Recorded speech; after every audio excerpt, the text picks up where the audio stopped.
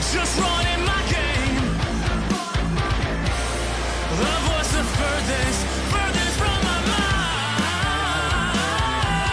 Caribbean queen, now we're sharing the same dream, and our hearts they beat as one. No more love on the run. Caribbean queen, now we're sharing the same dream, and our hearts they beat as one. No more love on the run.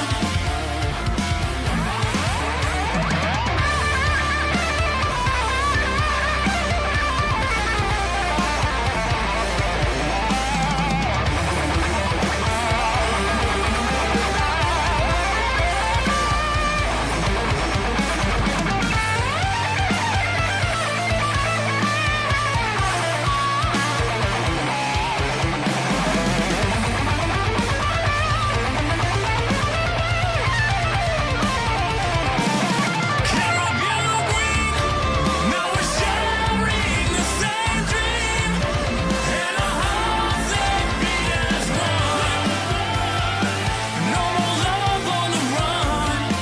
Can't stop my walls up. Caribbean queen, now we're sharing the same dream, and our hearts they beat as one. No more love on the run. No more love on the run.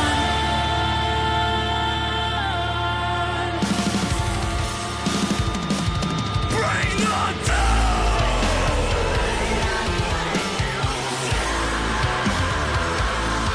She's the queen. She's mine. Caribbean queen.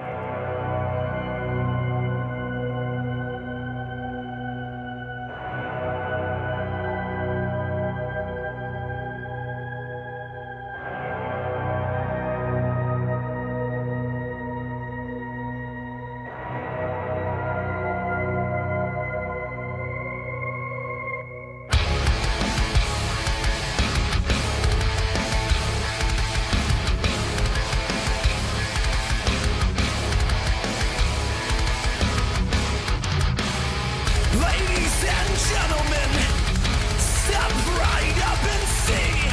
This is the price of your materialistic ride.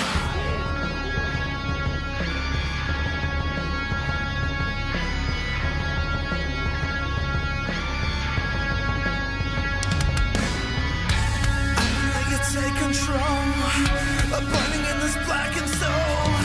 I'm not gonna take the blame for running from your twisted game. You twisted mental psycho fuck. Well, I'm bound to you when you're chained to me, and you'll never be set free. Don't cry because you're stuck in this hole. Don't whine. It's time to reap what you sow. Don't lie. You know the price when you say you can run, but you can't hide.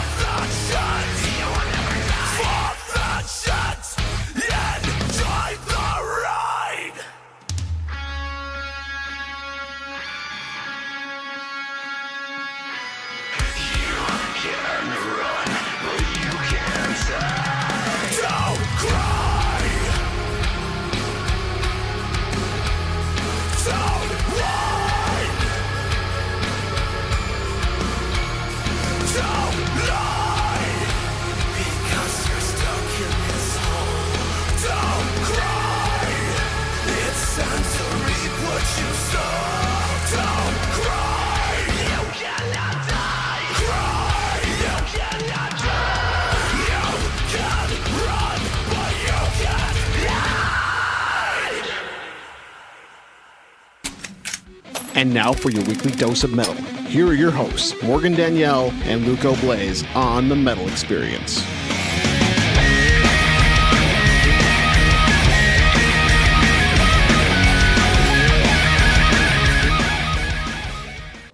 Woo! All right, we just heard a Dire Atrophy track. That was brand spanking new. That was Caribbean Queen.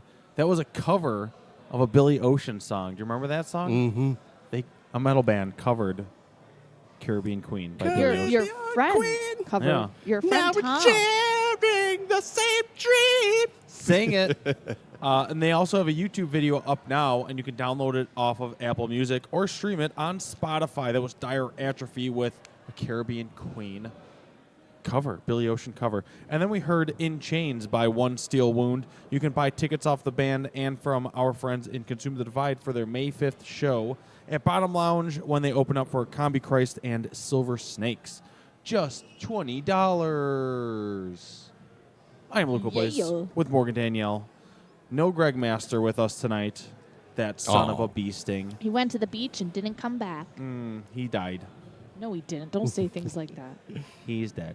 He's gone on to a better place. And he's dead. Tonight we have with us for our first time Acts of Swine. Why don't you go ahead and introduce yourself, what you do in the band, and who we're missing tonight. Okay. Hi, I am Brian Worth from Acts of Swine. I'm the vocalist.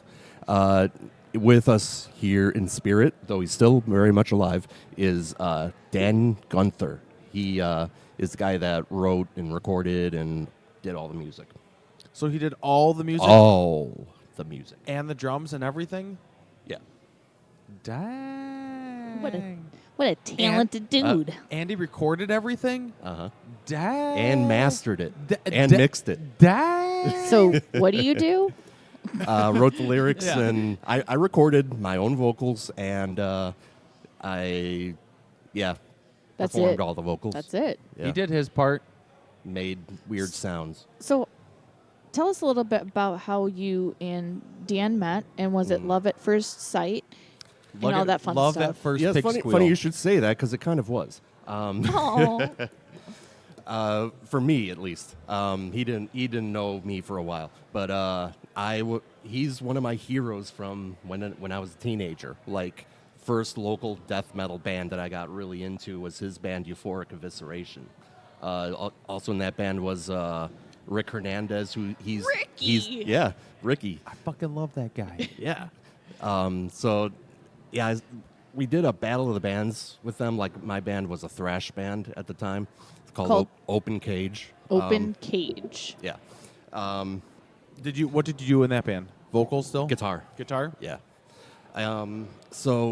They totally kicked our ass. Like, the drummer, he seriously had, like, I don't know how big this bass drum was, but it was huge. It was like, I don't know, double the size of a normal bass drum. Okay. And This was like Ricky Hernandez?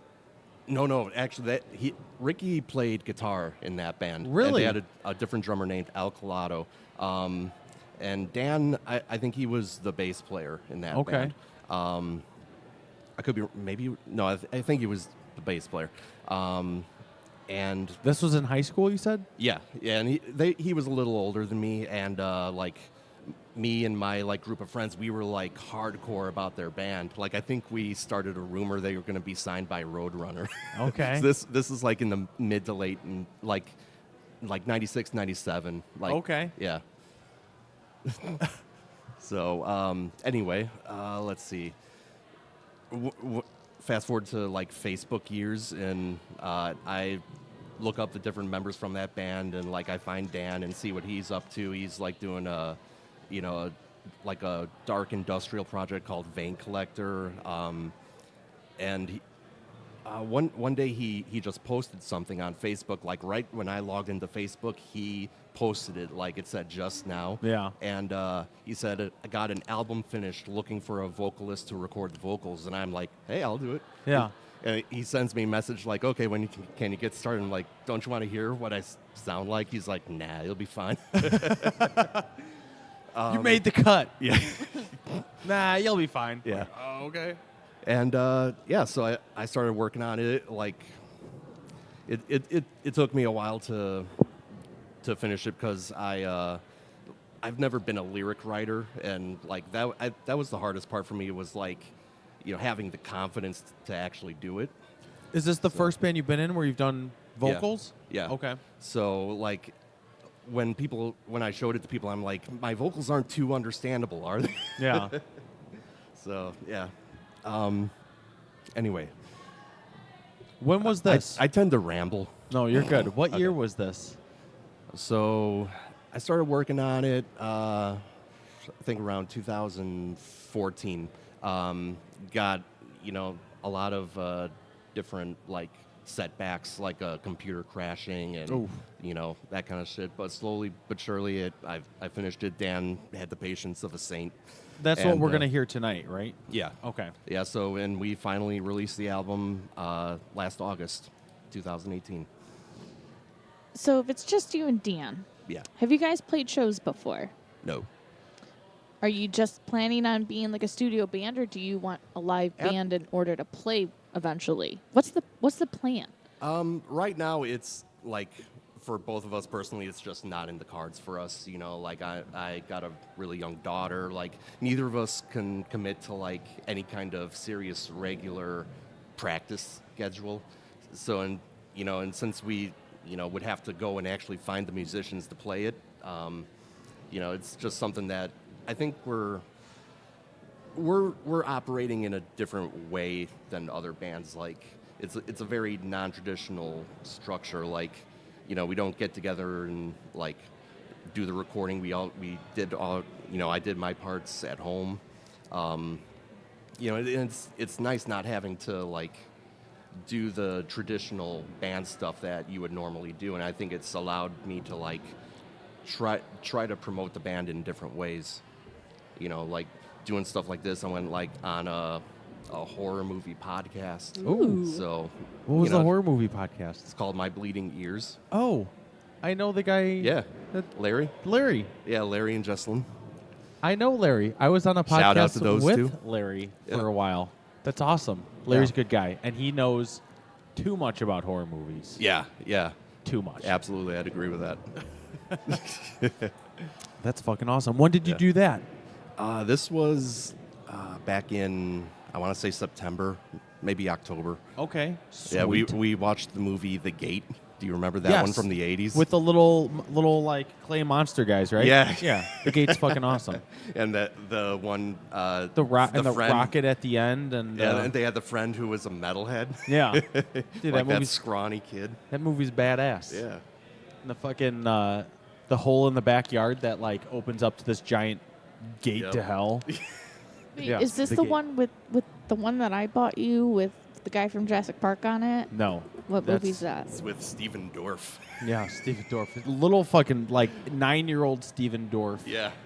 That's funny. I mean, the movie hasn't really aged well, I'd say, but it's still The got Gate's got fucking some awesome. charm. Dude, yeah. I grew up on that movie. Yeah. It's sweet. And then the fucking rocket, the little fucking rocket at the end was fucking, yeah. I Morgan- think the other kid should have been the main character. Not Steven. Yeah. Yeah, that other kid was way more interesting. Than fucking punk ass Steven Dorff. Yeah. Like, I don't think they even needed that character. He could have, like, had that kid be, like, into rockets and shit. Yeah. The Gate. Yeah. Well, you said it was your first time writing lyrics. So Yeah. as a newer vocalist with this band and a new lyricist, what did you draw inspiration from? Ooh, okay. A lot of different stuff. Some of the lyrics are like based on true stories. Some are ones I made up, and some are a little in between. And I mean, I would kind of go searching the internet for like some kind of inspiration, and when I found it, I would have to like kind of like consume all the information about it, kind of obsess over it, and try to really understand the people, the situations that I was writing about. And I think, as a substitute to, doing the regular practicing with a band and like getting out your blood, sweat, and tears in there, that's how I did my blood, sweat, and tears for this album. So the back work, yeah. and then translating it into lyrics. I mean, that there's form things like the Crib Cage song I was telling you about. Like, writing that song changed me forever, you know? oh damn, Yeah. It's heavy. it's fucking deep. Yeah. So you guys recorded this. You said you did all the recording with Dan, or you recorded it in by yourself and then By sent myself. it to him? Yeah. And then, now how was this released? Was it just released digitally, or Yeah, was just digitally. We would like to release it on CD at some point. Like, we've been trying to see if we can find a label that'll release it, or we've even talked about releasing it on our own with a friend of ours. Yeah. And like we haven't really. I don't know when that's going to happen yet, but it's definitely been talked about. We want to do it. It's just right now we're actually doing a lot of other stuff outside of Acts of Swine. Like I mentioned to you guys, I'm doing stand-up comedy now. That's a new thing for me. I'm writing a lot for a metal website. Probably shouldn't say writing a lot. I've done 2 things, but it takes me a lot of time. what are you writing for? Give shout outs. The Metal Wanderlust. Oh, where can everyone find that? Find them on Facebook, and I don't remember the website off the top of my head. I think it's just www.themetalwanderlust.com. But don't quote me on that. I'm holding them to it, Morgan. I'm holding it to it. Yeah. So The anyway, what were we talking metalwanderlust.com. about? Yes. Oh yeah. Boom. Yeah. So I'm doing that stuff. Dan just he released a CD of an album he had released a couple years ago with his synth pop band. Ooh. This guy is he's very versatile. Okay. And it's like, I'm not into that kind of music, but it's really good stuff. He's an amazing songwriter. He does that. He still does Vein Collector. It's like kind of industrial, a little bit black metal-ish. We're kind of like an old school death metal thing, and I think he's also got another project coming out. I think it might be a little more black metal. Okay. I don't remember the name of the band though. So, but yeah, he does a lot of stuff. He's busy. I stay busy doing stuff. So, Acts of Swine is not really done much outside of like we post funny memes on our page and shit. So Yeah. that's how we try to like do stuff for the band. I found your review for Inner Decay's Souls of War. You call yourself Mr. Swine Yes. for their website. Nice. And apparently it's because you're so sticky and disgusting, you don't have a choice. Yep. Yeah, I said that. You are really living up to being a pig. I don't know what to think. I've discovered that because, the I pig mean, is my spirit animal. I mean, you don't seem like a pig in person. What am I missing? It's his inner self. Exactly. Give him a couple beers, we'll see. Well, let's play Acts of Swine for all of the Metal Experience Now, listeners to hear first. the CD you released is 8 tracks, correct? It is we have the 10, whole 10 tracks. 10 tracks, but we Yeah. brought 8 tonight that we'll play. Yeah, I didn't know how many was too much. Oh, yeah. No, you're all good. What's the name of the CD? The CD is called Sadistically Speaking. Oh, It's I like a that. tongue twister. And what track do you want to play first to introduce everyone to Acts of Swine? Let's see. Did you want to play the song that you were talking about? You said that changed you. No, we'll save that. Save that. We'll save that one for in little bit a later, little okay. bit. Let's see. How about you pick one? You pick one. Other than she can't pick, what was the song? You can't pick Crib Cage. You can't pick Okay. Crib Cage. I was kind of thinking Implements of Hell. Oh, good choice. That's about Albert Fish, and what I discovered about him when I was doing my research was he was very religious, and he believed that if God didn't want him doing those things, God would have sent like an angel to stop him, like that story with Abraham and Isaac. So it's What? Albert Fish? Yeah. I'm pretty sure. Like, what the fuck? This is so weird. Al. Okay. Oh, Well, maybe I need to Al. do some Al. research because I Crazy am so kook. lost. Well, here we go. The first track that we're going to hear from Access Swine tonight, Implements of Hell.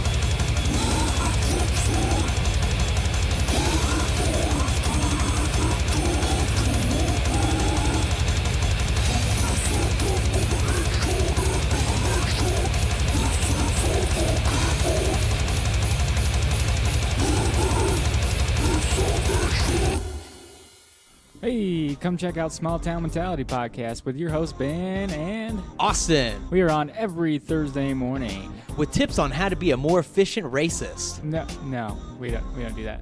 Also, best ways to bag your sister in the sack. No, I don't think we've ever talked about that. Also, we do impressions. We don't do that either. We do have some buttons that we push sometimes. What? And black people. Anyways, you can check us out on iTunes, Stitcher, TuneIn, and everywhere you get a podcast. You can find us closest to your nearing burning cross. No, you can't. Follow us on Instagram, Twitter, and Facebook at STM Podcast. Okay, thanks. Bye. Bye.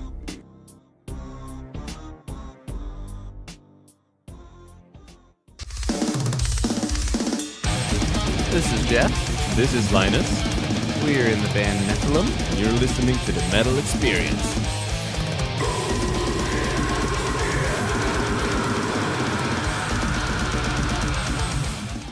right. We are back. I'm Morgan Danielle with Luco Blaze, and we are Statistically, here. Luco Blaze. I guess so. And that was Sadistically Speaking from Axis Swine. No, that was the Also- name of the album. Sadistically Speaking Yes, was the name of the album. Yes, and it was Implements. Implements of Hell. Implements. Of Hell. Yes, Implements. that's what I meant. Correct. So then how do you choose these topics to write these songs about? You're just like, what's the story about people like murdering other people and eating their their Yeah, I mean bodies? I would just go looking for From- kind of like From one vocalist to another. Oh, I'm okay. wondering. all right. I mean, it was really just kind of go searching and see what I find. Like, just looking for examples of humanity being cruel to each other, you know? 'Cause that's kind of like what I wanted the kind of theme of the album to be about is like just kind of examining, you know, cruelty and like why we are so cruel to other humans sometimes, you know?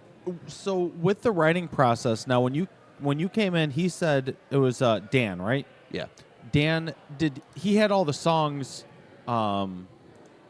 made? Did he have any Yeah. titles or anything, or No. you like he was like They were this is just the music, numbered. write the lyrics, write the Yeah, titles. and he said I could, you know, take Do- the lyrics in any direction that I wanted, and I'm like, okay, I'll do that. Sweet. Yeah. So how long did it take? You said there's 10 total tracks on the Yeah. CD. Is that 10 tracks, all tracks needing vocals, or is like an intro or interludes or anything? No, all complete songs. There's actually one song on the album that I do not sing on, and that's the bonus track, Lord of the Flies. And that the vocals were done by the vocalist from Dan's old band, Euphoric Evisceration, Joshua Kleggerman. And like, so yeah, this guy's like one of my idols from when I was younger, like singing on my album. Like he was actually going to be the original vocalist of the band before the band had a name. Him and Dan did that one song, and then Joshua had to drop out for some reason. I'm not really sure why. And Dan just kept the album on the shelf for, I think, a couple of years, and then he just decided to try and pick back up with it again and find a vocalist, and that's when I came in. So then they had originally recorded fully from start to finish one song. So now that's the bonus track on the CD. Yeah. Cool. Yeah. Tight. I think if there are future Acts of Swine's releases, I kind of want to make that a tradition, like handing off the last song of the album to like somebody else. Yeah. You know? That's pretty cool. Yeah. That would be pretty sweet. Yeah. Are there any, are you guys working on the next CD or anything? No, we are okay. not. We've talked about it a little here and there, like, you know, wanting to do more stuff, but we haven't started doing any actual serious work towards it yet. You know, like I said, we're kind of off doing other things Yeah. right now, and you know, kind of exploring those areas. And So this CD was complete musically. Yeah. Other than your vocals on it, correct? Right, yeah. Okay. So then that would take quite a while to write a whole nother full length. Yeah, and CD. I would also, like, when I was recording this album, I needed to like take breaks in between songs, like, because like I said, it was so like mentally intensive for me to like write these songs, like kind of, you know, and learning about, you know, Super crazy doing my stuff. research. Yeah. And you know, so you need to give your brain a rest after that. I hear you. I hear you. Damn. Well, I say we don't give the audience a rest, and we immediately play another brutal track. Okay. What would the next track you want to play be? Let's see. Why don't we do And then give me the backstory of it. Into Misery? All right, and what is that bad boy about? So that's kind of about like relationships where people love each other, but like something just goes bad in the relationship, and people, you know, it's about how people who love each other hurt each other, you know, codependent relationships and that kind of thing. Okay. All right. Let's do it. Into Misery off of Sadistically Speaking by Acts of Swine.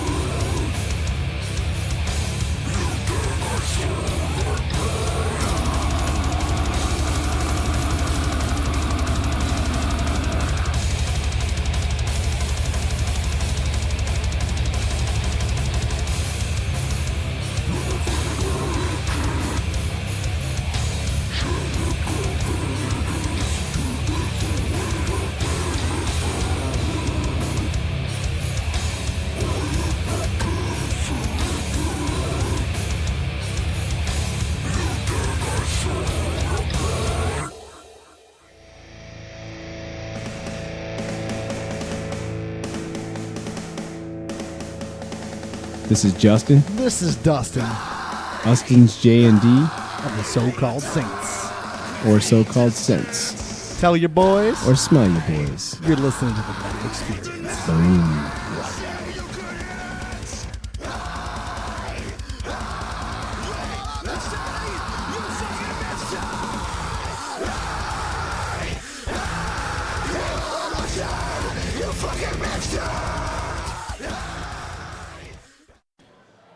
Woo! All right, that was another Acts of Swine track. That was Into Misery. I'm Luca Blaze with Morgan Danielle, rocking out here in the back of Fitz's Spare Keys with Brian of Acts of Swine. Yeah!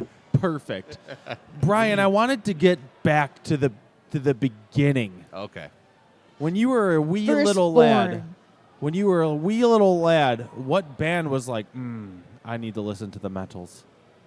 Guns N' Roses, Appetite of Destruction. I was 7. And you originally picked up a guitar? Yeah, when I was 13. Yeah. Okay.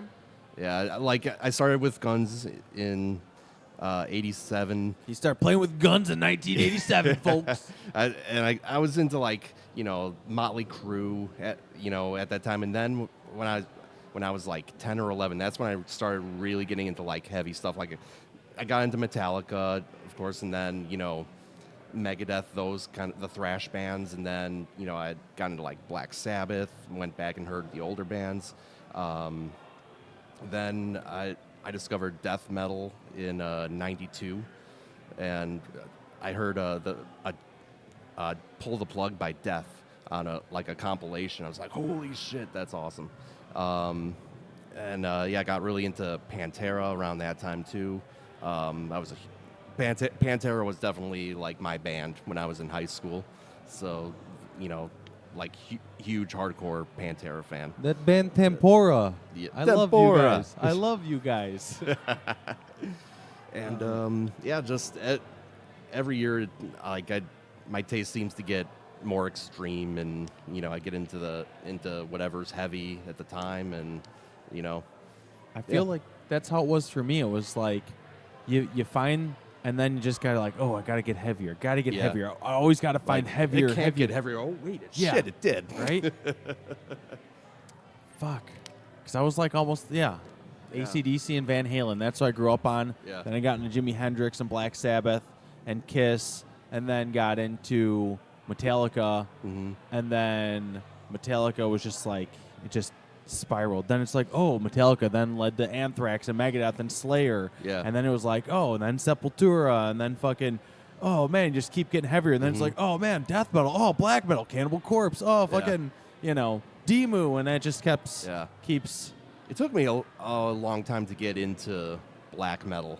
Like for a long time, I said I didn't even like it, but I think I now have an appreciation for it. I think my favorite black metal band is Demu, and probably a lot of people will hate me for saying that, but I won't. I love Enslaved too, Emperor.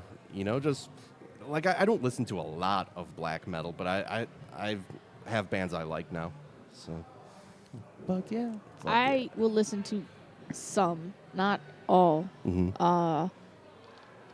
I don't know. I don't pay too much attention to lyrics when it comes to that genre, just because I don't understand what they're saying. I don't look it up like an idiot, but I like the music.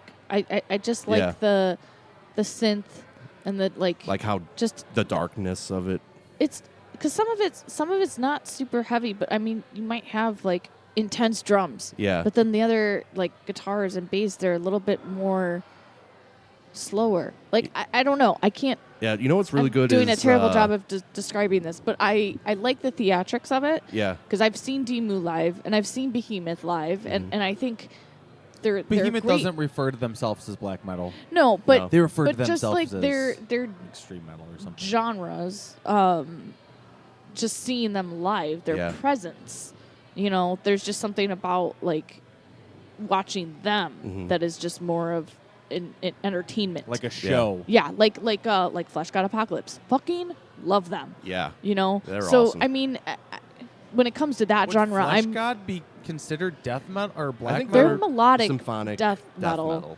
because they've got those elements of death metal, but then they also have their Italian side where they bring in like the opera. What do you mean, like spaghetti and stuff? They make spaghetti. That's a I'm not spicy kidding. death metal. No, you laugh, but they have a pasta line you can buy on their website and wine. They Have are. you bought any? Have you seen me make flesh god pasta at home? No, that's what I'm Do wondering. you know how much it costs to ship their I wine don't. and pasta? I don't. Are you saying I need to indulge you in this flesh god apocalypse meal? I will buy it. I mean, I'm all for it. I would try it. Hell yeah. Why not? You know what's really awesome is atmospheric black metal. It's like kind of got the same sound as black metal, but way slower, and it's almost So not. who it's would you almost not recommend heavy. to check this out? Who is Let's an see, example? Mists of Misery and Mists of Misery. Nord Frost. Nord Frost. Yeah. Mists of mists. It's like like- mists like rain, Mists like a mist. like of rain. And what was the other one? Nord Frost. Nord Frost. So One it's word? almost like nerd, but it's Nord and it's Nord. Frost. Yeah. One word or two words? I think it's 2. Whatever. I'll find yeah. it. It's like music you could fall asleep to. You got that, But Morgan? it's like a drowning death metal vocalist in like this Like atmospheric black metal. noise. Yeah. Like, So it's like a death metal lullaby. kind of. Yeah. Do you play this for your daughter when she's No. going to sleep? No, but you tried to should- test it? My wife loves it. So maybe you should try it on your daughter to see if it helps. Yeah, maybe I should. or Tell give her it nightmares. helps chase away the demons when she sleeps with the Yeah. monsters under her She's bed. like- My, See what my happens. daughter's into Dream Theater and Clutch. Nice. Well, that's a good start. Yeah. There you go. Clutch is coming in with Dropkick Murphys, by the way. You should take Oh, care yeah? of that. Nice. Put it Yeah. on your shoulders. That'd Yep. be awesome. It'll be fun time. So then, going back to the beginning again. So we got your musical taste, but you picked up a guitar. You said at 13. Yeah. And then give me your whole background. Give me your whole story. The bands you were in. Okay. Well, let's see. 3rd grade, I started taking cello lessons. I picked that back up again when I was in high school and played in like the orchestra there. I started playing guitar. Do you still have a cello? No, I haven't played since I graduated. Gotcha. But I did enjoy doing that, and classical music I think is awesome. I started playing guitar at 13. I started my first band, I think it was 95 with my brother on drums, and our main friends he was the guitar player, and the singer was Dave, and the guitar player was Jeff, and my brother Eric. And What was the name of your band? It was Open Cage. Okay, Yeah. that was the talent show band. And we were kind of like thrash metal. Okay. Yeah. And then What grade were you in for that? So that would be like I started jamming with my friend Jeff in 8th grade. Like we would come over to each other's house after school and play guitar. Yeah. It was nothing serious. And then my brother was taking drum lessons. So, one summer we all just started jamming together, and we had our friend Dave come sing with us for a little bit, but he was in another band called Dynamo Drive. Dynamo Drive. Yeah, they were awesome. I would go on to later play in a band with the guitar player from that band. What style of music was Dynamo Drive? Kind of like us, like kind of thrash metal. Okay. But they went a little more death metal than we were. So let's see, where was I? Yeah, Open Cage. Then that developed into when the new metal era came about. Like the guys from that band, they got really into that. They got me into it a little bit. Like I was hesitant at first. I didn't want to give up thrash metal. So What year was this in high school? So now you're in high school, right? Yeah. So it was like this summer would of be 8th grade to, right? Is that my in the... Yeah. Oh, okay. Yeah. Like my freshman year was when we played our first show. Okay. And that turned out awesome. So it totally gave me shit, I want to do this more. Yeah. And so over time that band changed their sound a little bit. We went a little new metal. We got a different vocalist. We couple members would change out here and there, but it was always me, my brother, and the guitarist Jeff, and then we went a little more like alternative rock, and like like every year this band like went through like a mutation, and like it was still the same band name. No, the band name changed. Like the new metal version of it was Vitamin G. Vitamin G. What is Vitamin G? I have no idea. And then it turned into Pretty Nine. I always hated that name. Pretty Nine. Yeah. What were the stories behind Vitamin G and Pretty Nine? I couldn't even tell you. Okay. Yeah, I would like. Yeah, I don't remember who thought of them or why. And then it became a band called Devamore, which I never liked that name either. Well, Devamore? Devamore? Deva, D-E-V-A? Yeah. M-O-R-E? Yeah. Devamore? No E at the end. Okay, D-E-V-A-M-O-R. Yeah. Okay, Yeah. Devamore. I'm like, what the fuck does this mean? To this day, you don't know what No. that meant. I think it was just a made-up word. Okay. Yeah. That sounds like an emo band. And like kind of like I've always described the music that band was making as like experimental emo. Like we had whole songs without distortion on it. Did you play now in all these bands? Were you still doing guitar? Yeah. Okay. Yeah. And your So- brother was still doing. My brother was a drummer, Drums. and Jeff on guitar. And, Okay. Dave, the original vocalist from back in the day, he eventually played bass for us, and Jeff started singing.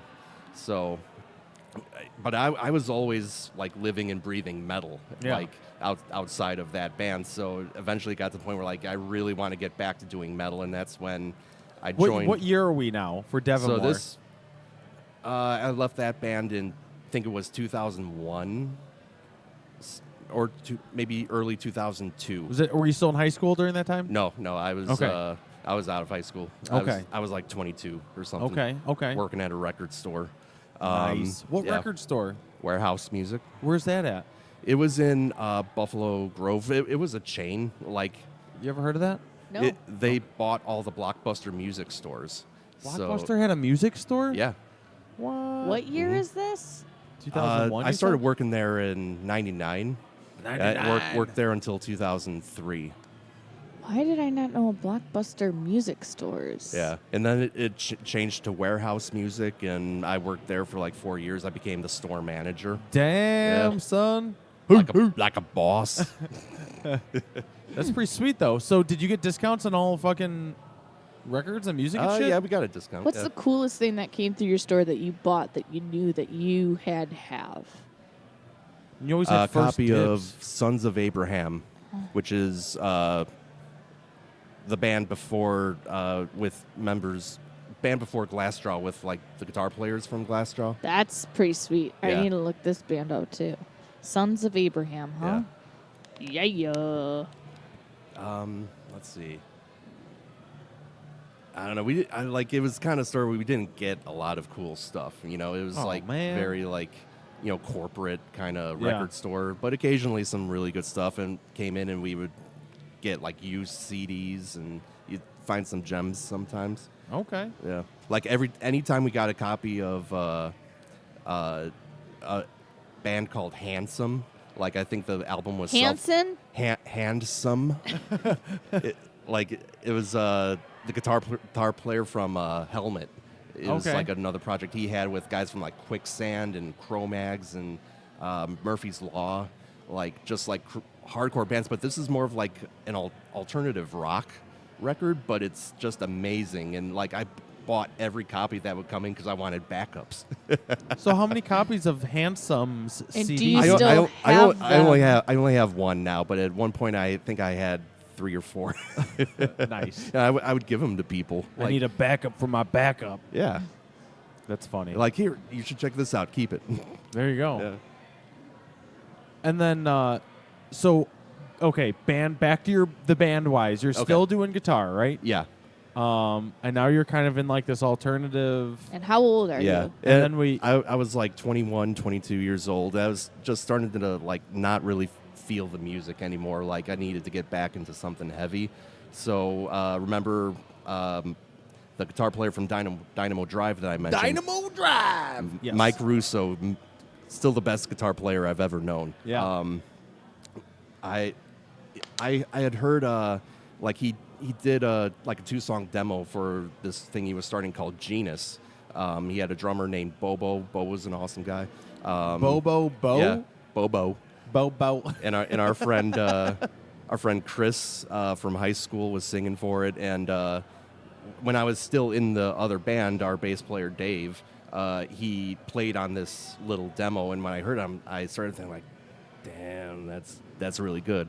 And so I left Devamore and went to Genus. And Dave. Now this is the first band you've been in without your brother and Right. Jeff. Yeah. Then It was hard to like. I think that's why I stayed in that band for so long, because those were my bros. Yeah. And, my friends that I hung out with anyway. that you've been playing in bands with for forever. Yeah. So but I went. I knew Mike pretty well. We were good friends, so I thought, okay, I'm gonna go do this, and I really liked the name Genus. And what style of music would you say that was? That was like thrash metal influenced. I would actually say metal with thrash influence, a little death metal influence, a little prog influence. Like it's really, I always found it really hard to categorize that band because it was like back into the metal. Yeah. It was like we were just metal, but that doesn't really cover it exactly. Okay. So I never knew what to really call it. But but it was heavy, and that's what was most important to me. And like I mentioned Mike's an amazing guitar player. I thought what I heard on that was pretty innovative from like a technical standpoint and for like a songwriting standpoint too. So like I started, he like gave me the tab to the 2 songs. I started learning those, and I started going to their practices, and we started writing shit. And I stayed in that band for 12 years. Damn. Yeah. So that was your only project for 12 years. Pretty much. There were other projects, but nothing that really got off the ground. Like I had a short-lived grindcore project called Me, Myself, and I Bleed. that was with the drummer and singer of Genus. That's fucking awesome. Was there a female in the kind of band? like a anal cunt rip-off kind of thing. Me, Myself, and I Bleed. Was there a girl in the band? No. I got to text that to Morgan's brother. Oh, that's hilarious. Yeah. Because that sounds like the story of my life. Anyway, Yeah. let's play another Axe of Swine. Okay. And then we'll come back in and pick up after the 12 years of Genus. How do you spell that? Genus. Okay. We're on Facebook. You can hear our the 2 EPs we released. And what does that? You were playing guitar in that also, Yeah, correct? actually, we released 3 EPs and an unreleased full length. So what's the next Axe of Swine? Real quick though, what does Genus mean? What do you know that? It's where like that one came from? How and species get classified in like It just biology, sounded like their we name. skipped for a second. That was weird. I was like, "What's going on? Is my mic cutting out?" What? No, Okay. Anyway, what? yeah, shit doesn't always come out right. How like an animal will have like a weird scientific name. That's its genus. I guess. It's genus terminology. Genetic. Yeah, so It's genetic buildup. Yeah, when the band was starting out, we're a new breed of metal. Oh, nice. Okay, well, we'll come back. We'll pick up where we left off. Let's do another Axe of Swine song. What's the next track you want to play? Let's see. Since I already mentioned this song, let's do Lord of the Flies. All right, and this is not you on vocals. Right, yeah, this is Joshua Kleggerman, formerly of the band Euphoric Evisceration and one of my death metal influences. All right, fuck yeah, but still on your CD. Yes. As the bonus track. Mm-hmm. All right, Morgan, do it.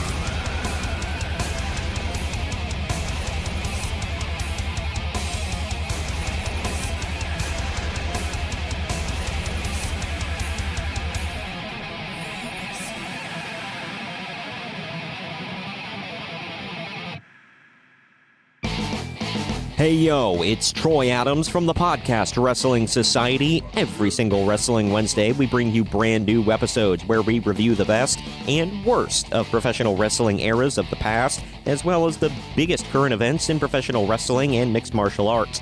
Search for us on YouTube, where we have hilarious WWE Network watch-alongs, reviews of terrible shows, and other great content. You can follow us on Facebook, Twitter, and Instagram at PodRes Society, and we're available on all podcast platforms. Come join the Society.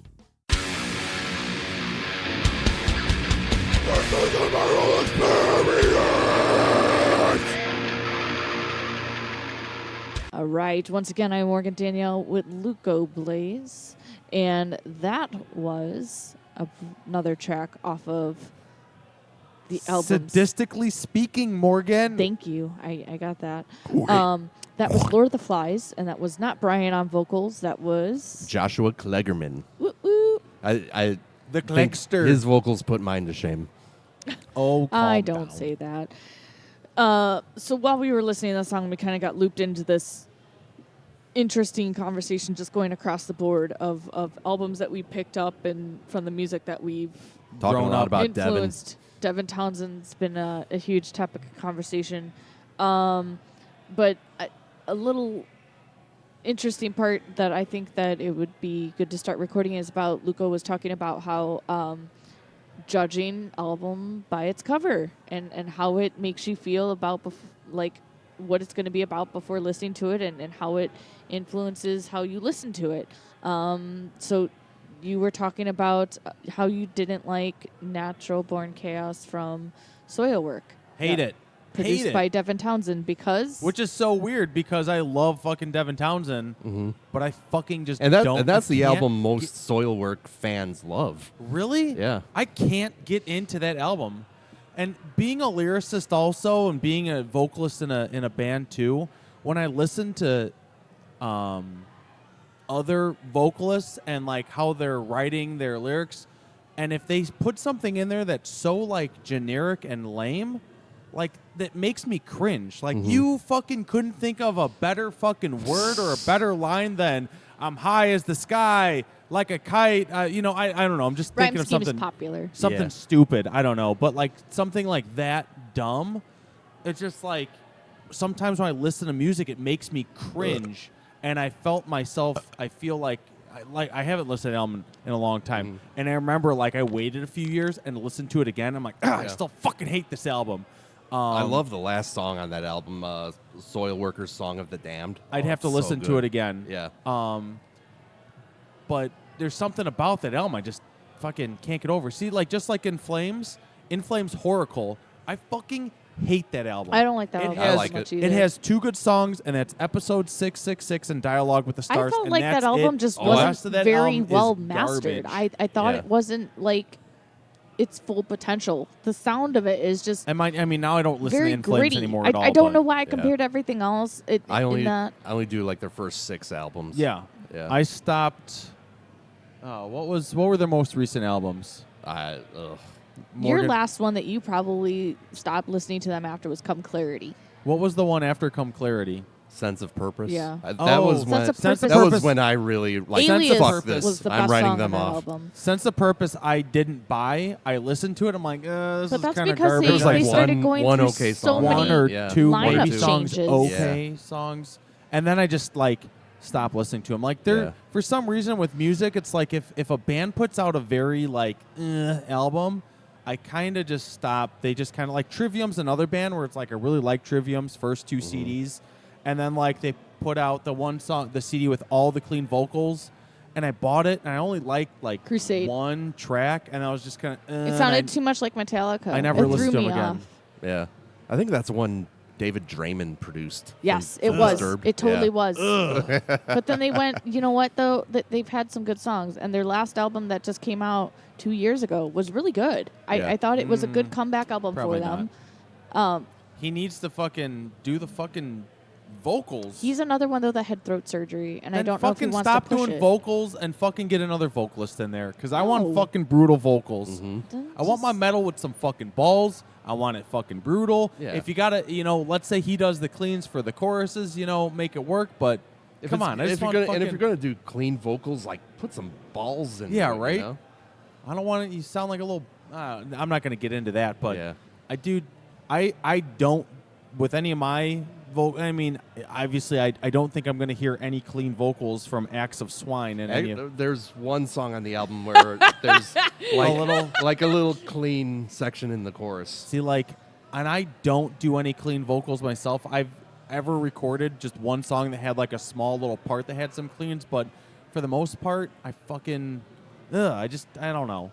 But like when bands can pull it off and pull it off good, like, you know, I dig that shit.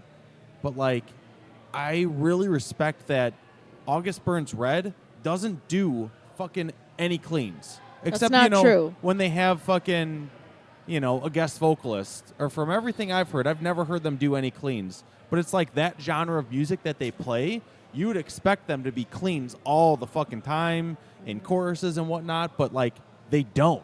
That's why fucking it's just all fucking screaming. Yeah. I fucking love screaming. Yeah. Growls, shrieks. Yeah. Fuck.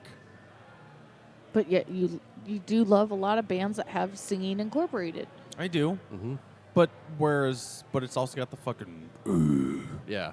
But like Devin Townsend, I mean, amazing voice. Mm-hmm. I fucking love Strapping Young Lad. He has a range. More. Yeah. Like absolutely. there's just Listen, I love all of Devin Townsend's stuff outside of Strapping Young Lad, but if I had to pick if he were to just do Strapping Young Lad or Devin Townsend side project stuff or whatever it's referred to, I would say, dude, fuck all that other shit, only Strapping Young Lad stuff. Like that shit was so fucking intense and so unique. With Strapping Young Lad, I've never heard a band create so much orchestrated madness and chaos, but it's still like you went through it and it was like still in. It's just like I've never heard a band Flush Got Apocalypse. do that. Well, Flush, that's a little different with Devin And, like, Townsend. you Listen could to Oh hear, My like- Fucking God, and like there's parts and it's just like the whole fucking your speakers are and there's blowing like up. computer sounds like It's- underneath all the Yeah. heaviness, And it's insane. And then yeah. it's like, and that's into the song, and there's like pauses, and then it goes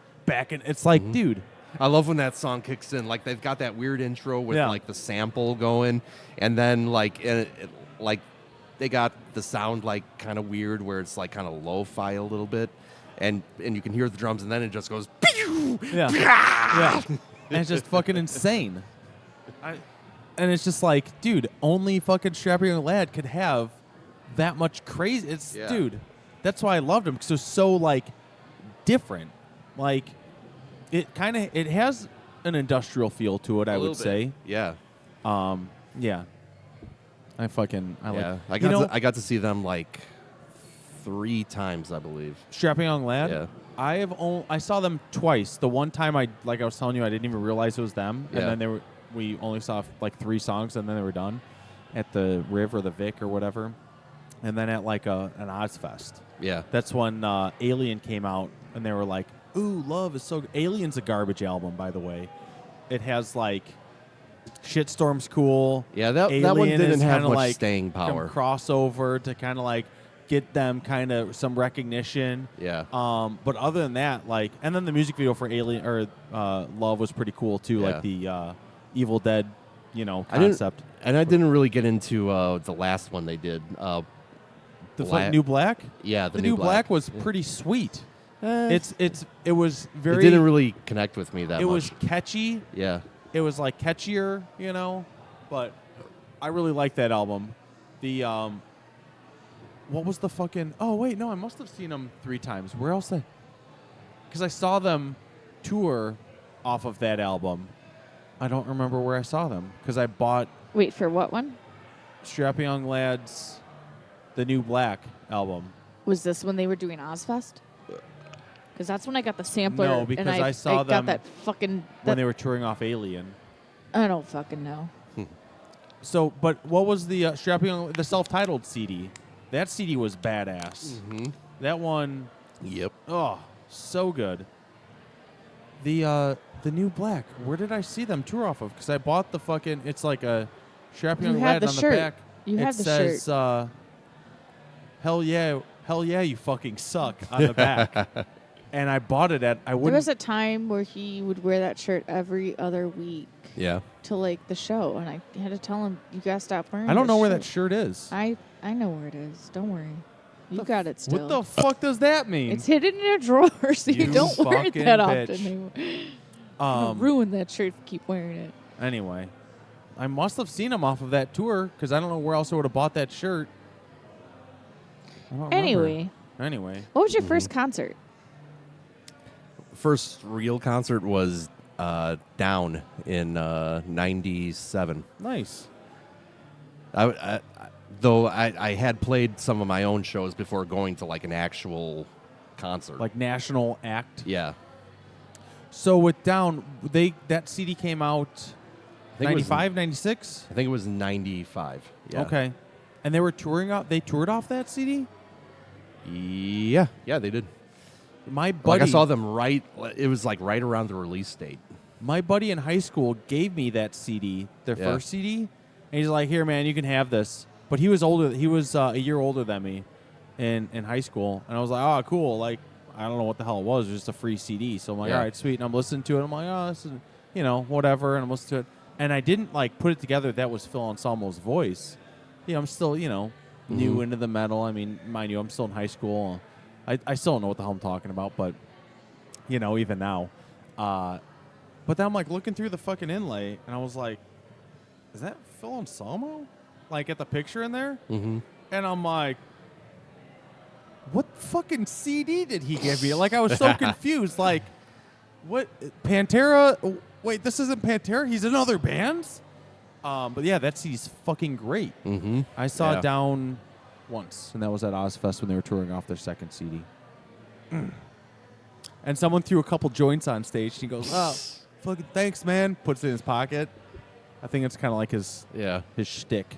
You throw joints on stage. He would be on a bucket list like people you want to smoke with. Yeah, right? Yeah. Him, Snoop Dogg, Willie Nelson. Yeah, right? Him, I Snoop Dogg, saw Willie Nelson. footage, totally off topic of metal really quick, but Snoop Dogg and Matthew McConaughey are really close friends now because they're doing that movie together, The Beach Bum. Oh, I didn't hear about that. So What movie? Snoop Dogg and Matthew McConaughey go through a drive-through window, and I think Yeah. they're in California. And it's so funny because like the girl that's at the drive-through, he's like, "Oh, I bet you didn't think this was going to happen today," and Snoop Dogg just looks over in the car, and they're like, "Do you remember this one?" And then they play "Drop It Like It's Hot," and Snoop's just dancing in the car, and the chick's singing in the drive-through. Matthew McConaughey's just like dancing along. Yeah. I'm like, wow, could you imagine if they pulled up in your thing? There was a whole thing about them being on Jimmy Kimmel, and Snoop Dogg was saying, he's like, my first, big movie breakthrough, and he goes, Matthew McConaughey. Didn't know it at first, but they've got the fake weed that they put in the thing. Well, Snoop switched it with real weed, Oh, yeah. and going into the scene, Matthew McConaughey just thinks he's smoking, and then all of a sudden it hits him, and he's like, "Dude, you rapped like for 6 hours." Matthew he's like, McConaughey Matthew rapped? McConaughey like rapped for 6 hours or something. Like Snoop was like, everything was probably improvised at that point because he had Yeah. no idea what the fuck was going on. He's But he's super high. like, Smoking Snoop with got him Snoop so Dogg. fucking high for this role in the movie. Wait, while they're filming? Yeah, he smoked real weed on film because Snoop switched it why on him. not? That's illegal, Because Morgan. because Snoop Dogg's I don't know what he is. His name is Lingerie in the movie. It's great. Their relationship is just so funny to watch. Just like him and Martha Stewart. Yeah. What a strange character, but so funny. What's you the know, name of this movie? It's The Beach Bum. I just looked up Snoop Dogg, and I'm not finding The Beach Bum. You should. It's good. I'll show you. Look up Matthew McConaughey. SNOOP. But anyway, back to Access Swine. So your first concert was Down. Yeah. That's a pretty sweet first concert. Mm-hmm. I thought so too. So who's a band that you never saw that you wanted to see? Let's see. Sepultura. We're talking about like Sepultura, Yeah, not yeah. nowadays Sepultura. And I had tickets to see Sepultura with Pantera and Biohazard. Ended up not being able to go to the show. Where was it at and what year? It was at the World Theater. year 94. It was right around Far Beyond Driven. Okay.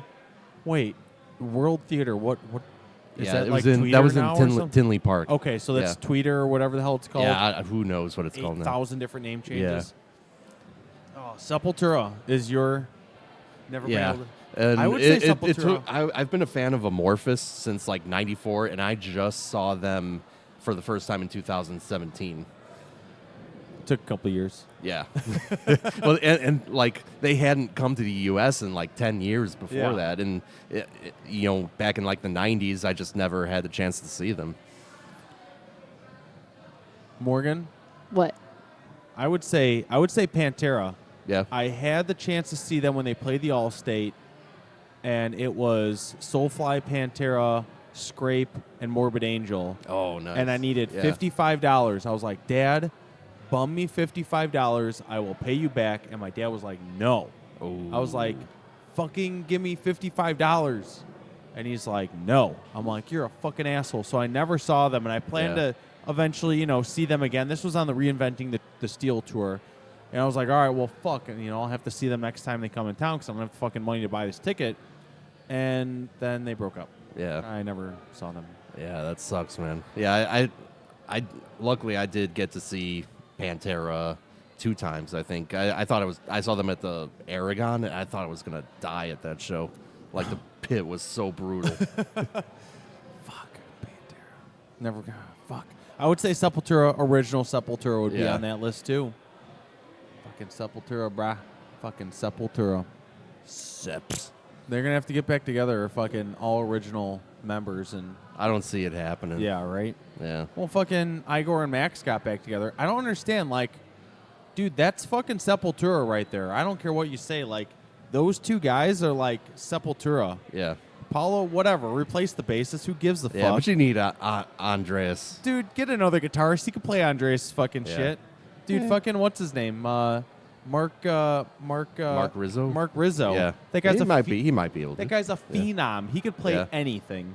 They do cover Sepultura songs. Every time you see Soulfly, they'll play a Sepultura song Yeah. or two. But Yeah, shit, like playing songs from Arise. That's like how I learned to play guitar. Arise is that would be my Sepultura pinnacle album. Yeah. Arise, and then Beneath the Remains. Yeah, Those because are the- that was like I got into that album right when I was learning guitar. I got like the tablature book to it, and I like Desperate Cry was like the first thing I learned.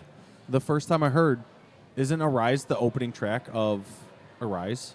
Yeah, yeah, The first time I heard Arise, I was like, oh my God, this is amazing. yeah. Like when me and my brother were doing Open Cage, like that was the song we played on the way to our first show To get pumped? Yeah, Nice.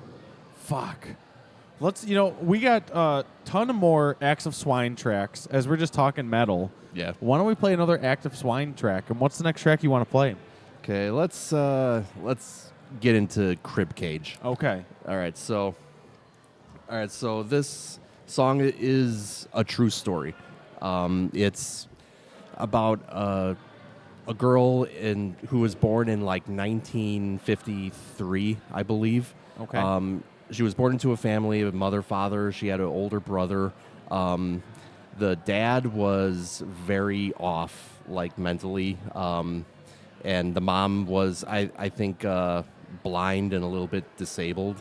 So she the father, he was very abusive towards the whole family. And when the little girl was 2 years old, he decided that she was mentally handicapped. He decided that? Yeah, and he thought the solution to that was to lock her in a room and not allow anyone to talk to her. Like, he would bark at her if she was crying or making noise. Jesus. And he At 2 years old? yeah, and he fed her a bottle of motor oil once. Like this, he just did horrible shit to this little girl, and her entire life for the first, from 2 to 13 years old, she would either be strapped into her bed, or during the day he strapped her to a toilet and left her there for the entire day. That's all she knew for the first 13 years of her life. That's insane. You said Yeah. she had siblings, Yeah, she had a brother. and her brother never said anything, like at school or anything, or No, he didn't. But I mean, if you're going through shit like that, I think a lot of people learn to like kind of keep that stuff hidden. You Yeah. know? So finally, when she was 13, the mom, with being blind a little bit and having, challenges, she packed up one day when the father was at the grocery store, and she got 2 kids out of there, and they went to her parents, and that like she went to file for like disability or something, but went to the wrong office, and that's where like social worker discovered like that this girl was like 13 years old and she like couldn't speak. She still wore diapers. Like she never went to school or anything either. No, and they never spoke to her, so she never learned a language. So basically what happened from there is she was put into a hospital, and like all these doctors were like, trying to learn about childhood language development and trying to teach her how to speak. And she, I'll try to get through the story pretty quickly. No, you're but good. like she made some progress, over a couple of years. But then the foundation that was like paying for the hospital bills decided that she wasn't making enough progress, and then she was taken out of the hospitals and put into like regular nursing homes for disabled people, and she was horribly abused at those places. And I think for the last several decades, no one's really known anything about her, but I think she's still alive. And like what she went through, it did teach us a lot about how kids learn language. Like there's a certain window where children are able to learn languages, and I think it's from like 2 to 5, and then again at like 8 to 10 or something. Like, and if you get past those windows, then it's extremely hard to learn languages. Okay. So I mean, Probably why I failed Spanish 1 my freshman year of high me too. school. Yeah, same here. So, yeah. We just high-fived over both of us failing Spanish 1. So, and I mentioned I felt like it changed me in certain ways, like, as I was reading about, like, the people who were, like, there at the time, like the doctors that worked with her and studied her. What state was this in? California. Okay. And the song has, like, a sample of the actual news clip when the story first came out. It's, like, really creepy to hear it. But anyway, what I was saying was, that, like, they studied her and, like, learned how to, basically how people learn how to develop language. That's crazy. What's her name? You know? They just called her Jeannie, but that wasn't her real name. Okay. And how did you stumble upon this crazy story? It was just like I was telling you, like I just kind of go looking for like, just whatever kind of inspiration, something will like catch my attention. And I'll be like, oh, that'll make a good song. And did you see like a news article somewhere, and then you're like, whoa? I found it on Wikipedia, I believe. What were you searching on Wikipedia that brought you to that? I don't even remember. And like, the people who have like who were there and worked with her, like in the interviews, they, later on they would say like everyone who came into contact with her or knew about her, who like got really into her story, like it would like change them, and like they go at like they don't go a single day without like thinking about her, and that's like what's happened to me. Like every day I think about that story, and like you try to think like, man, what was that like? And you have a daughter of your own, right? Yeah. So it kind of like puts it into perspective. Yeah, for sure. And it like the way it kind of influenced me in my parenting style is just don't lock your kid in a room and bark at them. Yeah, obviously, but like you gotta talk to your kids, and it really doesn't matter what you're saying or if they understand. You just gotta talk to them. Yeah. Except for like swearing at them and shit. Yeah.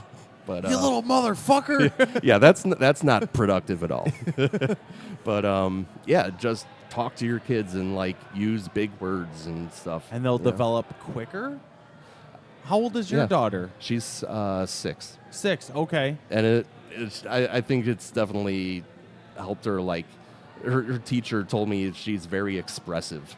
Okay. So I guess it's worked. Does it help Yeah. because she listens to Axis Swine? No. You I don't should have think been so. like, it's because she listens to Maggot Twat, ma'am. Yeah.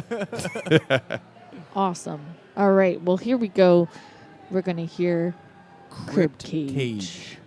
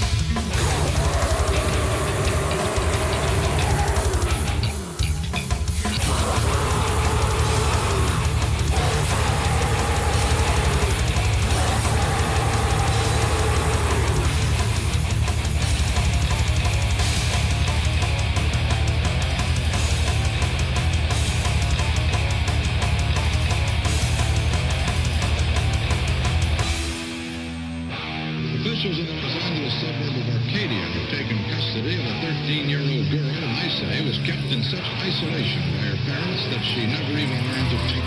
The girl still wore diapers and was uttering incompelling noises. A social worker discovered the case 2 weeks ago.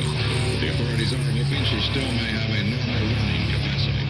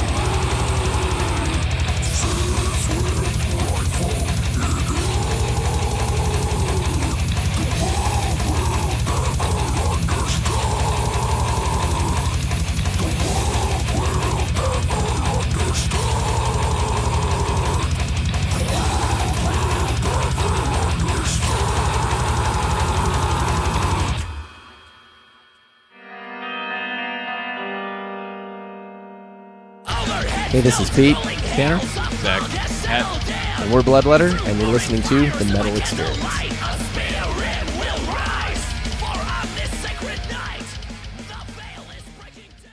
All right. Once again, I am Morgan Danielle, and Luca Blaze sitting across from me, along with Brian from Axis Swine, and that was a creepy track that we just heard called Crib Cage. So You'll never understand. You'll never understand. All right. Well, Luca, you were just asking a question. Brian, what is in your CD player right now? Do you still have a CD player? I do. I sometimes I listen to CDs. Sometimes, like, I just got unlimited data on my phone, so now I'm like pulling up, just music on YouTube and playing it in the Bluetooth of my car. Nice. So, yeah. So what would you say you're listening to right now? Right now, it's a band called Menace, which is Mitch Harris from Napalm Death, the guitar player. It's very different from Napalm. It's like a little bit progressive, a little bit alternative. It's still heavy. Like, there's some songs that have blast beats, but it's not grindcore. Like, yeah, Napalm Death has. Yeah, is he like a does grindcore. all clean vocals on it. Okay. So, he's an amazing songwriter. Now, Napalm Death, I wouldn't say they're 100% grindcore, but No. they do have some grindcore songs. Yeah. I mean, I think they're considered like the godfathers of it. But yeah, I would say they do it the best. Yeah, they're one of definitely them. expanded their sound over the years. Well, fuck. Yeah. Started out as like a punk band. Yeah. Yeah. The first time, that's who I saw. It was Strapping Young Lad, Yeah. Napalm Death, Oh, and that's Nile. awesome. That's who it Yeah, was. that's a good lineup. And there might have been one other band before Strapping. I don't remember. It was so long ago. That was at like the Vic or the Riv in like 2002, 2001. What's about that time? Are you ready? Oh, shit. All right, yeah. Now it's time for Hey man, look what I found! Only on the Metal Experience. Woo! All right, this week and every week, always brought to you by our friends at Imprint Recordings. Your music, your imprint. Visit imprintrecordings.com for more information for all your recording needs. This week we have Polyhedra from Albuquerque, New Mexico, with the song Sentience. Morgan tells me you can also read Cole's review on the band's EP on our blog, Reviews from the Crypt, and our website, themetalexperience.com. Well, let's fucking do it. Polyhedra with the song Sentience. Whoop, whoop.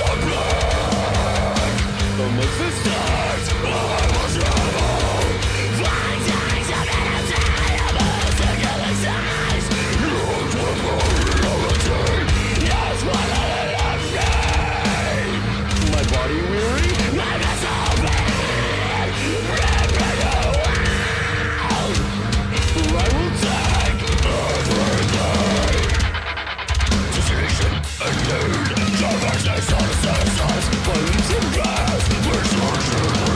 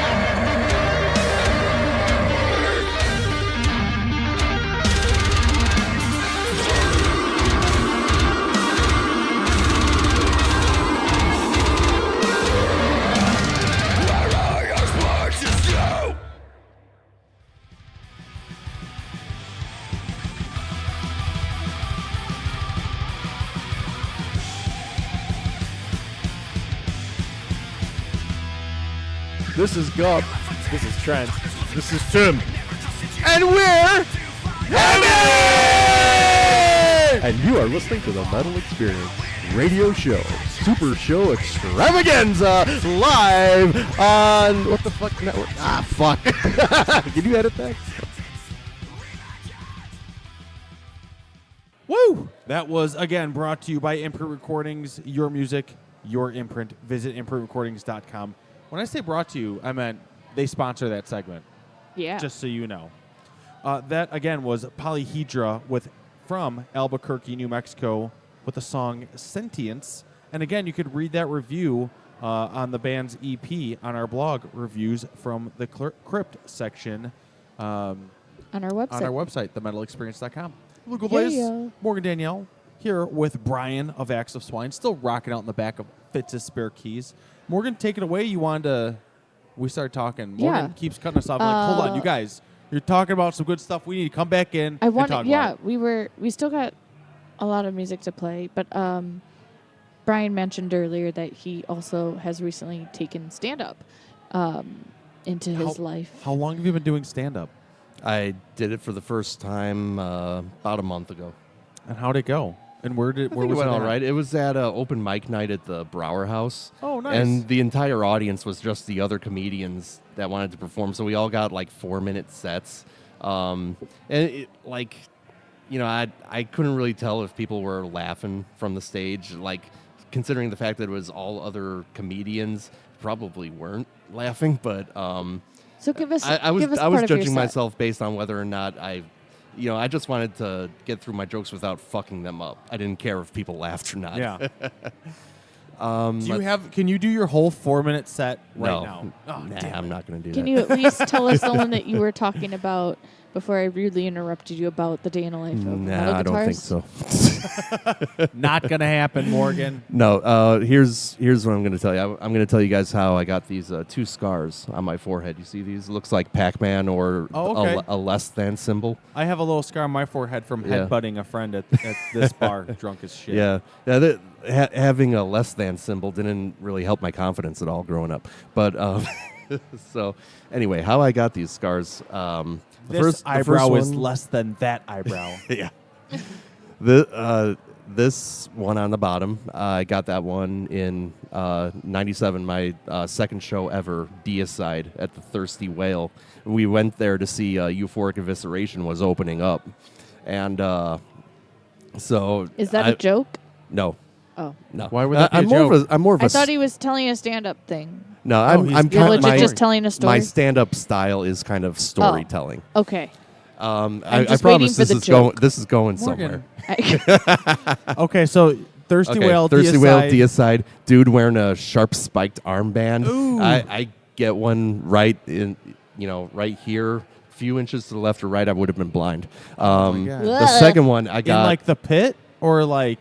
Yeah, in the pit. Okay. The second one was the Pantera show I told you about at the Aragon, where I thought I was going to die. Like, I was just hanging onto the rail for dear life. I don't even know how I got it. It was just like an ocean mosh pit, and you could not escape the mosh pit at this show.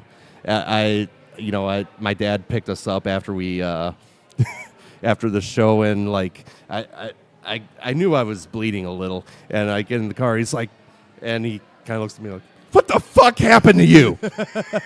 What happened to your face? I don't know. And actually, none of that's true. That's not how I got these scars. The truth is a lot stupider. Those were lies? Yes. The first one I got when I was 2 years old. I fell and hit my head on my family's fireplace. Oh, and brutal. I think my brother pushed me, but I have no proof of that. Fucking dick. Yeah, and I had to go to the hospital, stitches, the whole 9 yards. The second one I was 2 years old, fell and hit my head on the fireplace. Again? I think my brother pushed me, but I have no proof of that. So 2 times. Yeah, 2 times, same year. What a dick.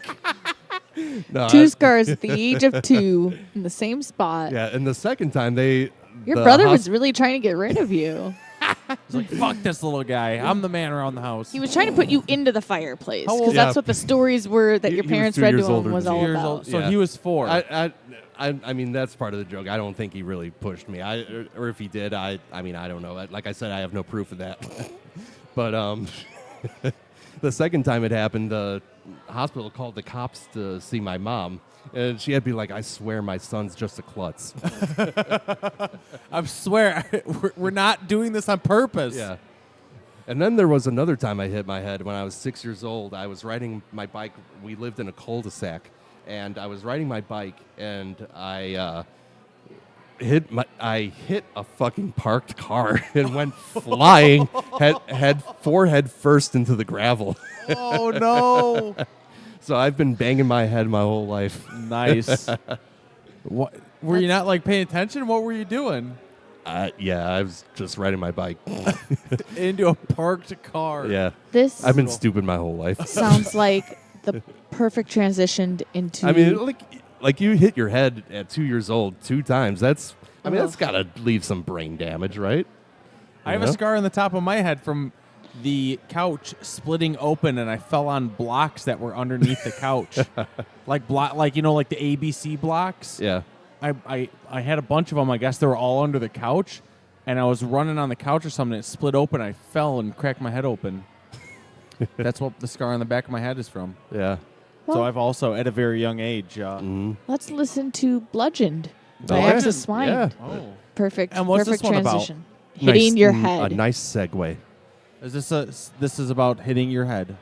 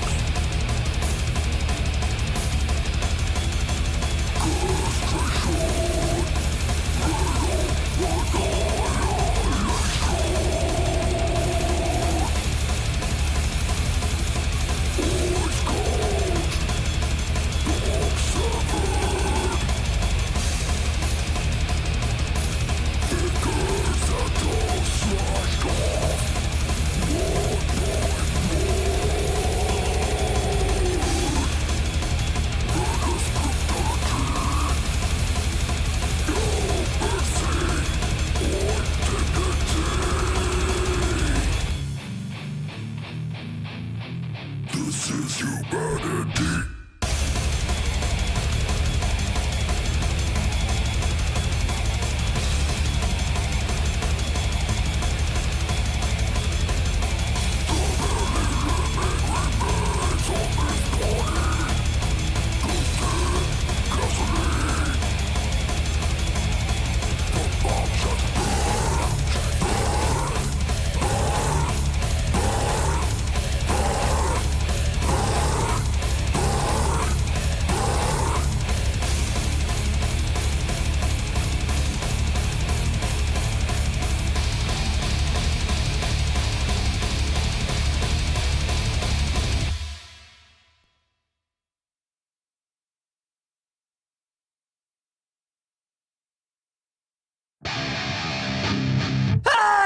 You! Listening to this podcast right now! Do you want to hear a fucking podcast about anything and everything? Like movies, music, television, and more? Oh my god. Well, you come to the right place. Subscribe to Journey into Comics Network, and you get Podcastrophe, hosted by me, Dick. Why not throw a couple bucks to the Patreon? It's your choice. Yeah. This is a Podcastrophe. That sounds so awesome.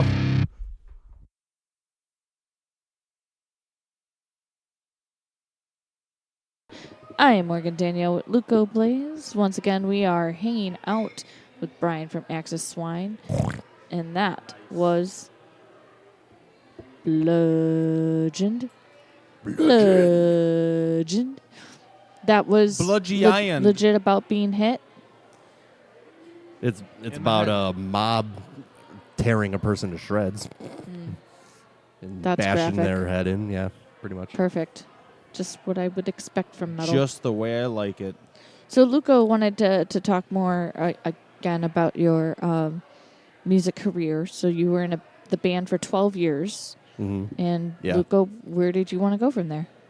So we left off. You were in Genus. My friends call me Genus. Genus for 12 years, and then we started playing music, and we never went back to that story. Okay. So I Yeah. need the rest of your musical history. Okay, so Genus, band-wise. I joined them in 2002, and that we played our last show in 2014. We put out a couple of EPs. There was one in 2002, Afraid of Something Greater. That was our first one, and then we recorded a full-length album. We fired our original singer halfway through recording it. You Then- fucking fired, son. Yeah, we found a replacement a year later, had him start recording to finish the album. He got halfway through, and then he ended up leaving the band because he was having some issues. And then that derailed the band for I think 4 years. So around 2010, we found a new singer. We tried out a couple of people, but there was finally found the right fit 4 years after. So if the one recorded half the album, then the other one, did he record that same half? We couldn't use anything from the first guy. So yeah. I was gonna say you could just one CD, different singers. Yeah, I don't think the original guy would have been cool with that, though. No? No. Oh, Yeah. because he was you fired. Yeah. Gotcha. So then when we got our third singer, we recorded an EP in 2012 called Origin, and that was recorded at Boda Studio by Don Byzinski. Don Byzinski. Yeah, he now he does sound for Mushroom Head, Oh, I believe. And that was it was mixed by a guy named Chuck Macack. Macack. I think I'm saying that right. And he Chuck Macack. Yeah, and he Macack. Macack. Yeah. Probably, that's Don't probably touch Macack. And so when we were recording our last EP in 2014, that was called Decay, he ended up producing the whole thing, and we did it at his studio, which is really nice. And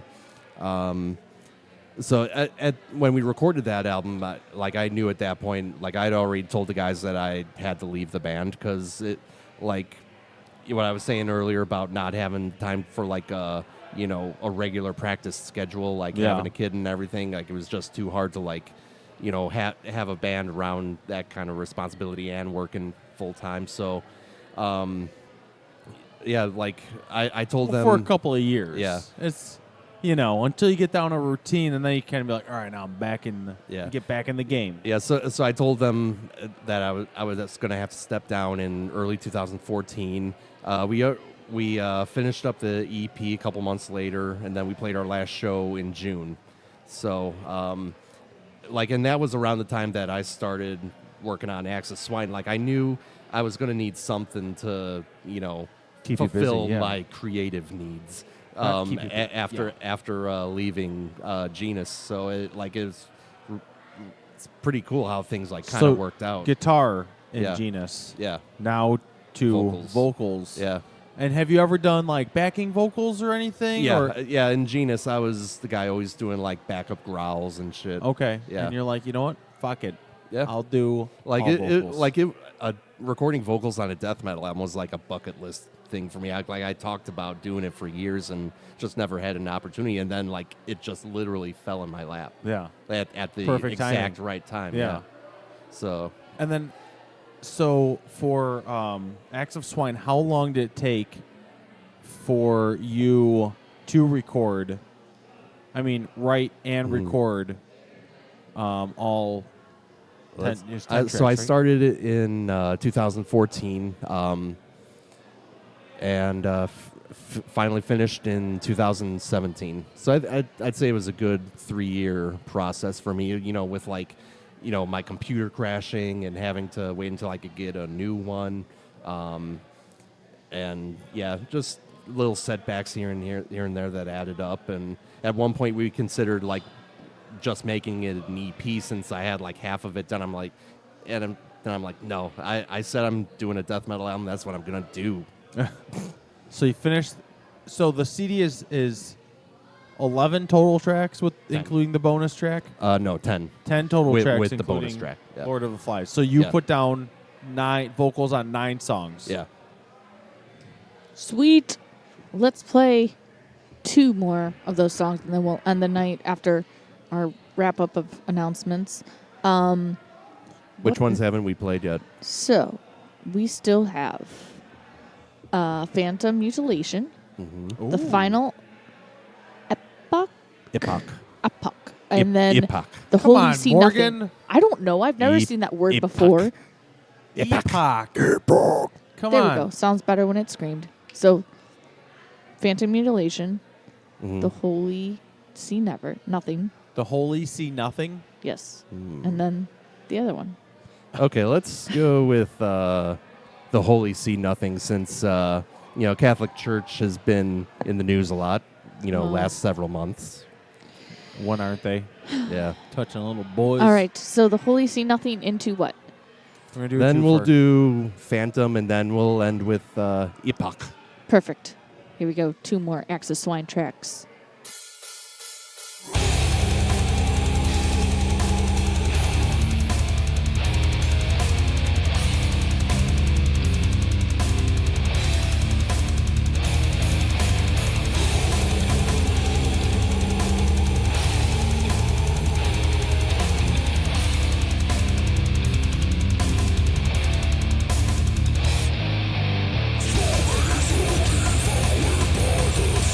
So many soldiers, our by the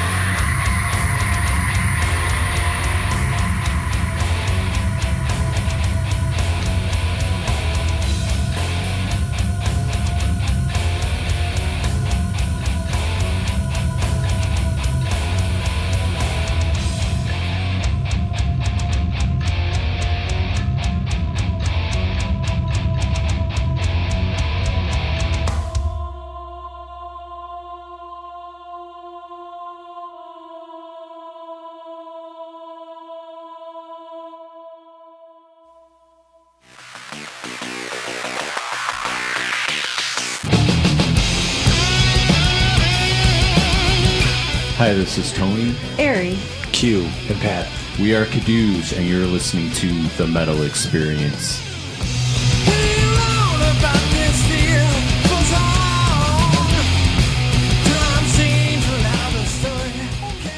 All right. Once again, we are The Metal Experience. And that was a twofer. And Luco, what did we just hear? I don't know. I didn't write them down, Morgan. The Holy See Nothing and Phantom Mutilation. No, what are those two bad boys about? The Holy See Nothing is about, the Catholic Church and how I think the Vatican needs to go away. Yeah. People stop giving them your money. please. Unleash all your secrets, too. I know you have hidden chambers of hidden, vaulted secrets. I want to know your secrets. And the Phantom Mutilation is kind of like it's one of the songs that I just kind of made up a story in my head. It's about a guy who is mutilating himself but doesn't know it's him. A Phantom Mutilation. Yep. It's in the title, dummies.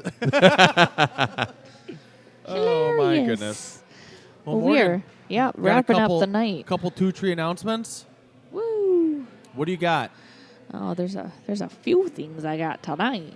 Okay. Our friends at Bastards Asylum are going to be soon heading over to Europe to play with Levity, Sacrificial Slaughter, and a couple other bands. Their first time over in Europe, so The Bastards they're guys. looking to have you support them by buying some of their merch. That's so make fucking sure awesome. when you go to one of their shows to pick up some of their merchandise.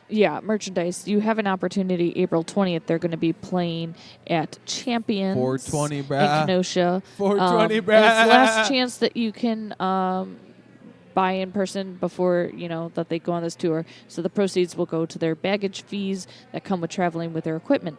So make sure that you head out. That's That's fucking this awesome. coming Saturday Best to of luck, see boys. Bastards Asylum. Good up luck in- on the European tour. And Yeah. safe travels. The Bastards. Those boys are fucking good guys. Yeah, they are. Really, really I like cool. partying with them. Our friends in Bloodletter are going to be playing Penny Road Pub this coming Friday with Adversa and Vicious Attack. You should go check that out. It's an all ages event, and Rotting Tomb is also on there. So Rotting Tomb. that That sounds starts like a at good 7, and it's just $10. So Bloodletter, they're fucking awesome too. Oh, yeah. I like to Um, party with them, too. Yeah. Yes, they are good. Good. They are good, Yes. Morgan says. Good. Good. They're Good. good. Good. Hey, it's Um, They're good You can fellas. still message Warforged if you're interested in being in their music video. All you need is your phone camera. What They band want was that? Warforged. Oh. So all of your videos need to be submitted by this coming Saturday, the 20th. So Did make you sure submit yours? No, I didn't do it. I don't have time. You don't have time? I don't have time. What are you doing right now? I'm talking to you. Oh, okay. So hit up Warforged if you are interested in being in their music video, and they'll send you the details and the links of what they need from you. Walk Among Us is going to be playing a show this coming Saturday. Walk Among Us. They We'll are be the there. only punk rock piano tribute to the Misfits. No, we will be there next week. Oh, we'll this be there next week. They are playing at Eat in Hammond, Indiana. That's Eat? I don't know. Eat. It's some place, but it's an improv comedy That's a plus great more na- events. great So name for a Walk place. Among Us is playing. Come on Hammond, down to Indiana. eat. So cool. Eat. What was... There was a comedian just saying about a strip club. It was called, like, Beef. A strip club called Beef. Are way too far ahead of Sorry. yourself. Springfest is Come happening on this down coming to weekend. Beef. Unfortunately, we are not a part of it this year Shake hands with because of Beef. scheduling conflicts. But the event is still happening I at Penny gotta Road Pub, work. and there are a ton of bands. So catch Alethea, A Dying Ultimatum, Mudfish, 20 Spot, Grey Wall, The Cringe, Rachel's Bully, Toxic Ruin, Black in the Day, Prison City Brigade, No Clear Way, Monroe, Dear Deadly, Genotype, Mary Vaughn, and that sounds about it. Toxic Ruin. Fucking They are sweet. all Those boys are good. playing Midwest Springfest at Penny Road Pub. So check that out. Morgan, really quick. Yes. You keep sending me invites to that. I do not because I keep receiving. Morgan sent you an invite. maybe Are it's you going to maybe it's a Midwest reminder because I haven't sent you so-and-so? anything. But anyway, And I'm like, Morgan, you know I'll be at work. Well, leave me alone. we are not going to be there, unfortunately. Another big What show day is happening that? Saturday. Another This big event. Saturday? Shut up. Sorry. Another event going on this coming weekend that's pretty awesome is happening at the Beat Kitchen. It's Gent Fest. We went to this last year. This lineup is solid for its second year. Tanzan, Rhino, Victims, Contra, Extinction Level event from Another Planet, Dead Awake, and Bind the Sacrifice. And that is a 17 and up show, just $10. Beat Kitchen in Chicago. Pretty awesome. Love it. Just $10. Just $10. Big news for everybody that loves Kumas at the original Kumas. From the 18th to the 20th. They are bringing back the Ghost Burger for 3 days. Should have been the Judas Priest. So this was, the controversial one because they had the waiver on it and everything. The waiver? But I think it's because Easter is Sunday. wafer. So there you go. The wafer. Also wanted to point out that on Monday, April 22nd, the day before our next show that we're going to be doing, Forever Death Fest is presenting CX, Warsenal, and Rain playing at Livewire Lounge. You should check that out. Rain is fucking sweet. Rain is pretty sweet. And this coming Friday, it's a last-minute show. This made me laugh because the flyer on this last-minute banger poster is a Bam Margera. It's all ages, $5. It's at the Terminus Theater in Lakeville, Illinois. Our friends in American Slang are going to be playing with Dead-Eye Rye, Frequencies, and Till I Fall from San Jose. So you should check that out. Wait, Till I Fall from San Jose is the name of the band, or they're from San Jose, Oh. obviously. Duh. And our Who knows? friends, They could be called Shut Till I up. Fall from San Jose. Lugo, you just keep talking. Morgan, this is I why will this murder takes so you. long. Murder. Our friends in Reckless Redemption that were on a couple weeks ago, they mentioned this, that they were going to be playing with Central Disorder up in Oshkosh, Wisconsin this coming weekend on the 20th.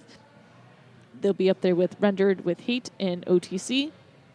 So you should check them out if you are up in the Wisconsin area. What's OTC? I don't know. That's Ocular what Tit Cum. Well, that's what their name. their logo Over looks the like. counter. So that's what I'm gonna.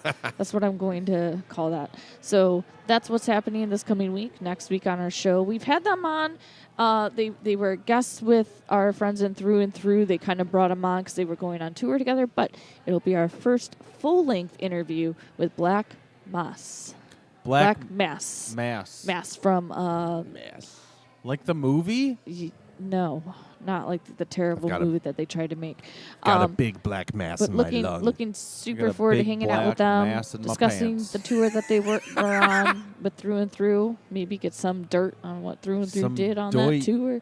But some it's going to doit. be a good time. So come out, Fitz' Spear Keys, Uptown Elmhurst, every Tuesday. We're here from about 8 p.m. till, well, now it's a little bit after 11. But, around that time, come and stop by and...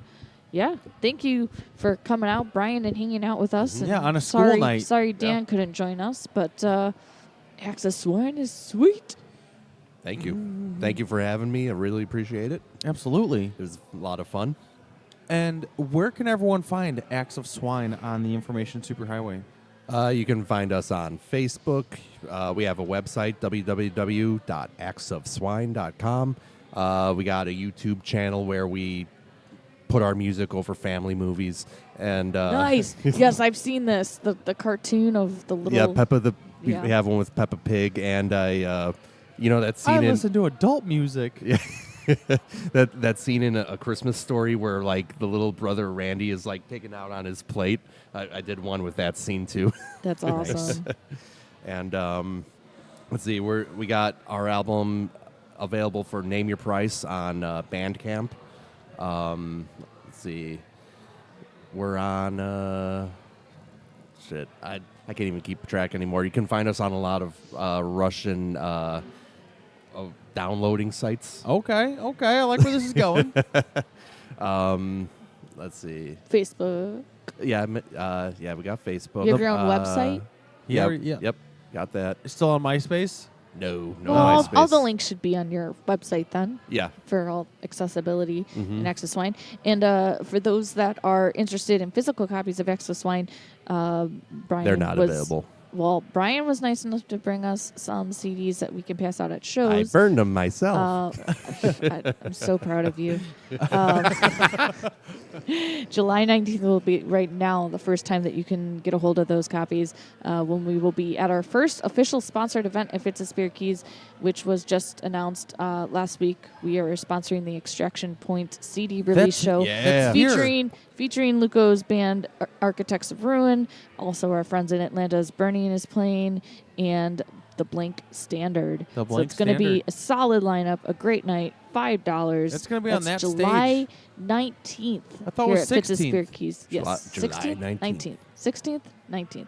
Fuck my life. I got the date wrong. If I'm wrong, I'm wrong. Damn it. Morgan. That's July it. 19th is a Friday night. That's when it is. Don't question me like that, dude. Go home. You're drunk, Grandma. Anyway, Extraction Point CD release show. We will have a table set up and giving out swag. And, of course, hoping to have a new batch of shirts in by that night, too. A batch of shorts. Well, that Snorty and the Pig means it's time for the last track of the night. And what did you want to play as the last track? The Final Epoch. And what does epoch mean for retards like me? Like, it's like another word for like era. I guess you could say. The final era. Yeah. And this is the final track of the night. Yeah. My thesaurus. Oh, you're freaking up. It sounds like we need to cut to its song. My thesaurus got to work out on this album. Awesome. Well, thank you so much for sharing such awesome music with us. We're going to go out with a banger. Here is the last track from Acts of Swine. Good night.